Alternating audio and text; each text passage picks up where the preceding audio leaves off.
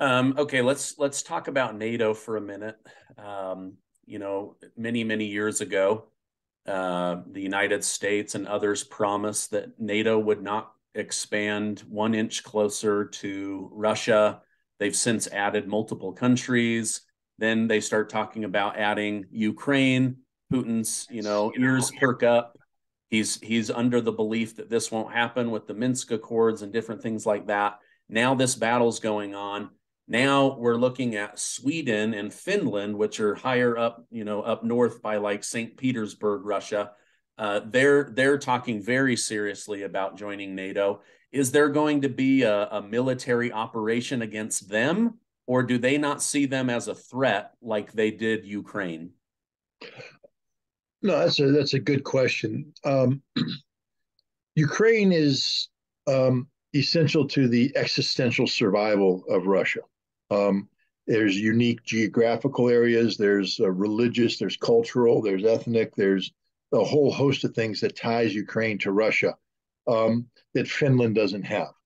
Um, the Russians, because of Finnish and Swedish neutrality, Russia has not committed, resources, military resources into that area because there was no need to. Now that Finland and Sweden are joining, what Russia has said is, if you're a member of NATO, you're a member of NATO. Article 5 protections apply. So Russia's not going to attack a member of NATO, thereby engendering a conflict with NATO. But they said that the free ride is over. To give you an example, Sweden, with a standing army of 18 to 20,000, is now have to deal with the fact that the Russians are building a 70,000 strong army corps in Karelia that will not only shield St. Petersburg from any incursion out of Finland, but also puts Helsinki, the capital of Finland, at risk, meaning that if there's a conflict, the Finns are going to lose their capital city because they've got nothing to stop the Russians. So Finland's going to have to now double down, and they're going to have to start building a military with resources they don't have. And Russia has said that if Finland wants to maintain its current level of military activity, fine. But if they start bringing NATO infrastructure into Finland, that changes the strategic picture, and then Russia will have to respond accordingly. Um, that doesn't mean that Russia is going to attack, but it means that Russia has to accrue military capability that can neutralize and defeat whatever NATO brings in. And so we're going to see an escalation of tensions in that area, but it doesn't automatically translate to war. Nobody wants a direct war between NATO and Russia because it could lead to nuclear conflict. But what it means is that we have a new level of instability that didn't need to occur. There's no reason for Finland and Sweden to join NATO. Russia posed no threat to them whatsoever. And if you look at it from a logical standpoint, their national security posture is actually worsened because now they've become attached to an alliance that has said that they are in strategic conflict with Russia, which means they are now in strategic conflict with Russia when they weren't previously, which means they're going to have to put down hundreds of billions of dollars investment into the military that otherwise didn't need to be spent. And I don't know about you, but I can imagine better ways to spend $100 billion, like on healthcare, on education, on infrastructure, than pouring into a military that can never be used because a war with Russia would mean nuclear war and we're all going to die anyways. Okay.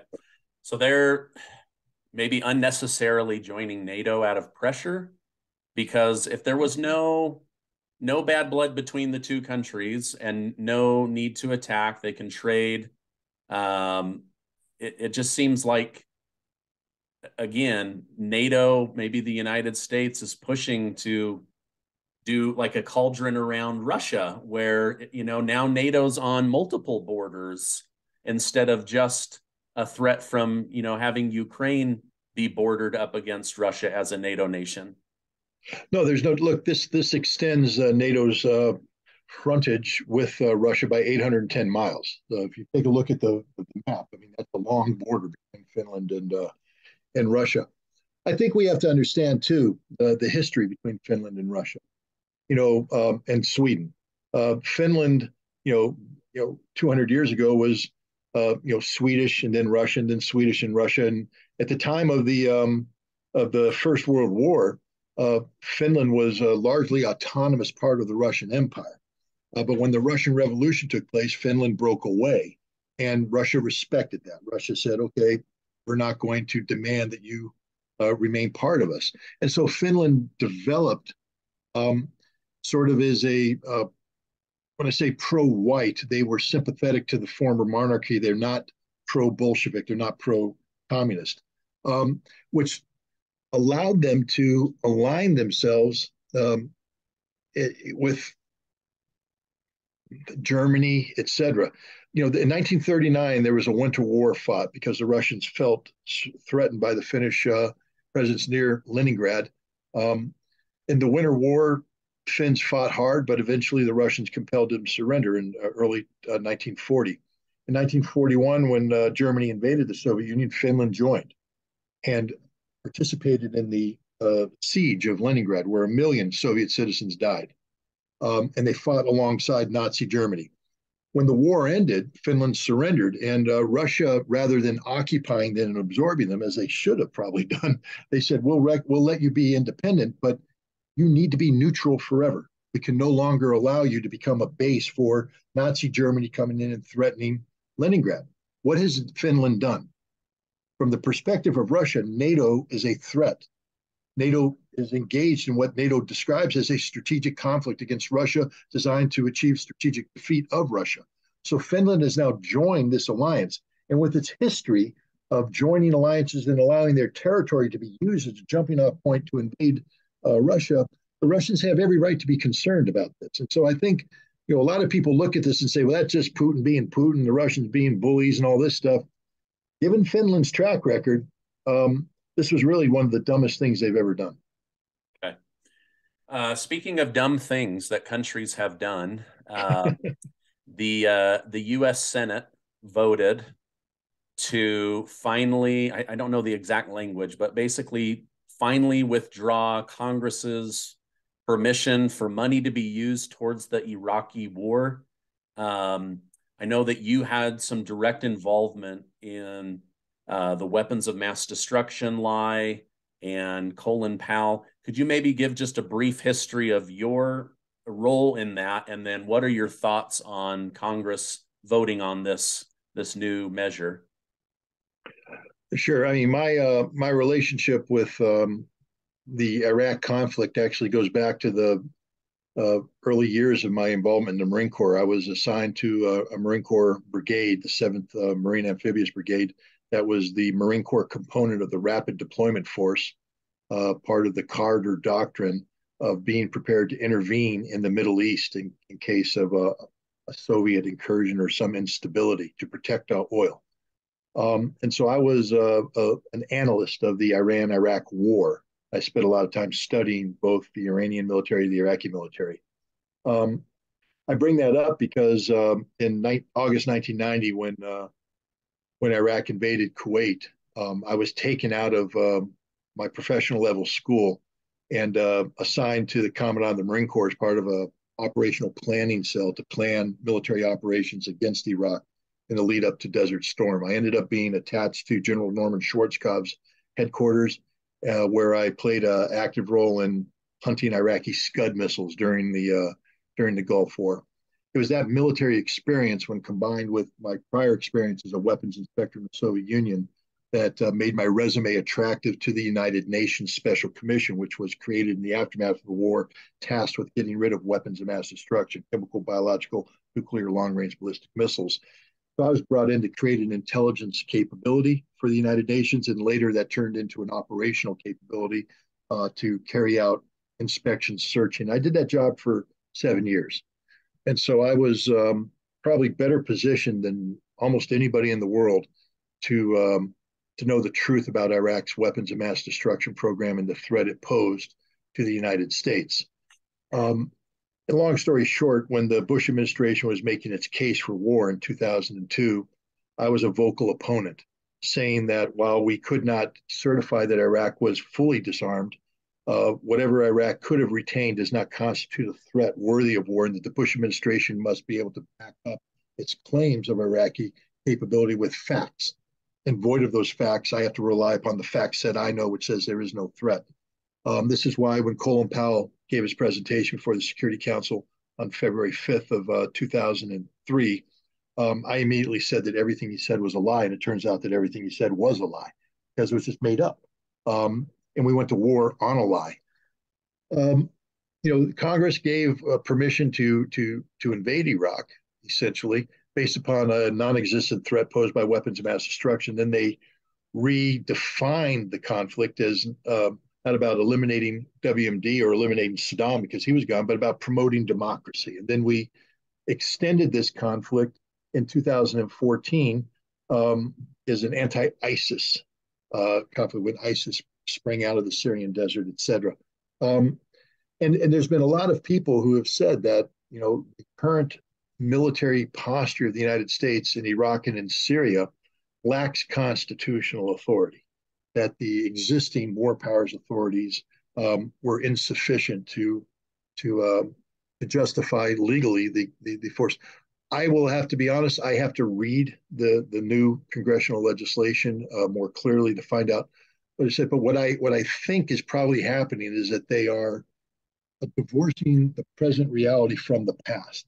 That they're no longer trying to stretch the imagination of Americans into believing that the authority granted in 2003 is somehow applicable in 2023. Yeah. That in the 20 years, the situation has changed, and therefore they have updated the legislation to provide legitimacy to the current reality, but it's no longer linked to Saddam Hussein and weapons of mass destruction.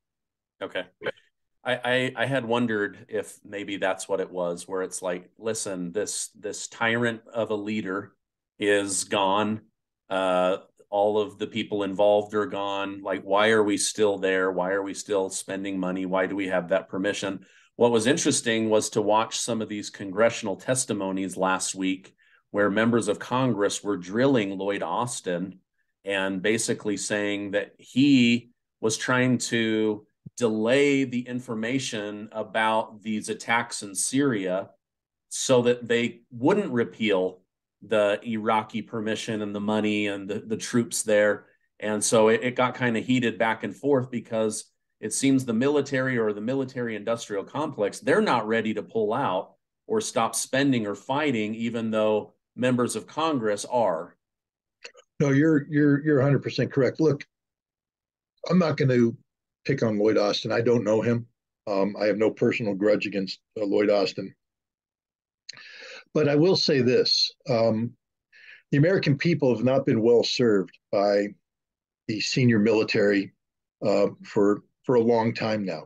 If we take a look at the Afghan conflict and we go back and review the testimony of people like General Petraeus and people who followed on, we realize that they were deceptive the entire time, that their testimony was not meant to be honest. It was meant to achieve a political result that designed to sustain a conflict that was unsustainable. That we knew that we had lost the Iraq conflict more than 10 years prior to actually finally admitting that we had lost it. But in the meantime, hundreds of Americans and tens of thousands of Afghans lost their lives. It's the same thing with Iraq. Lie after lie, distortion after distortion. And unfortunately, General Austin comes from that era. He's somebody who, when he had 4 stars on his shoulders, lied before Congress. And therefore, a tiger doesn't change its stripes. He's still there today. And I believe it's just in his DNA to deceive Congress. The military forgets who they work for sometimes. They don't work. While the President of the United States is the commander in chief, the military is responsible, constitutionally to tell the truth to Congress. They don't have permission to lie, yet the military often lies, often conceals the truth, and they lie through omission, not necessarily going out and committing a lie, but omitting data that would make their testimony less than truthful. And I think General Austin is guilty of that. Okay. We're running out of time. I appreciate you coming on. The next time we get on, I want to talk about a potential war between the United States and China, their Navy, our Navy. I've seen some interviews where you've shared some really good information. I don't want to get into that now.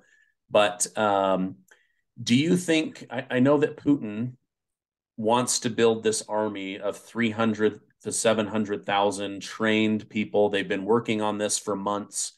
Do you see him achieving that? And if so, do they continue to push all the way west into Ukraine? Or does this thing run out of ammunition and become a totally different war in the next couple months? No, I think the Russians have succeeded in building up the army to the capacity necessary to achieve their stated objectives. The timing of this is interesting. The battle for Bakhmut that we see raging right now began last May, almost a year ago. This isn't a battle that just started.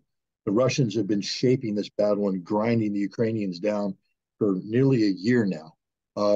They've they've had some setbacks in Kharkov in the north and Kherson in the south, but they've stabilized the front. They're pushing across the front right now. Russia is advancing 100, 200, 300, sometimes 500 meters a day. So they're pushing the Ukrainians back. There's a lot of talk right now about a Ukrainian counteroffensive. You hear Zelensky talk about it, you hear others talk about it. And I think this is important because the most optimistic figures show that the Ukrainians possibly have accumulated a force of up to 80,000 men to carry out this. It's not enough. The Russians have 300 to 700,000 men deployed in depth. But the Russian offensive is probably going to wait until the Ukrainians execute this counteroffensive, get destroyed. Now they have no reserves. Now the Russians will be able to push forward with nothing to stop them. If the Russians were starting an offensive today, Ukraine has an 80,000 man reserve that can be used to blunt that, make the Russian operations more difficult. So I think the Russians are playing the patient mode.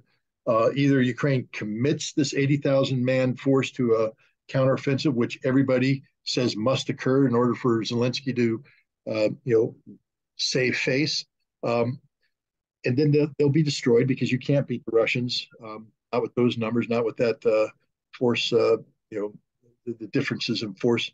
And then the Russians will launch the attack. Or if the Ukrainians opt not to launch the offensive, which would be the smart thing to do, then Russia will just continue this war of attrition, grinding them down until that 80,000 joins everybody else in the ground, dead or surrendered. Okay.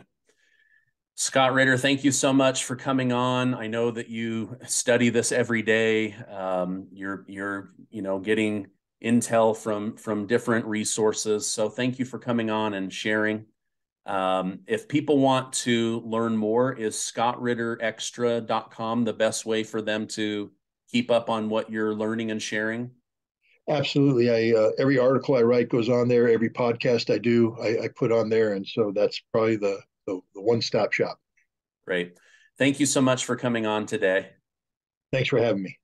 If you've enjoyed this interview, please give this video a like and hit the subscribe button. Also check down below for Scott's website, my newsletter, and also this month's giveaway. Thank you again, Scott, for being on our show.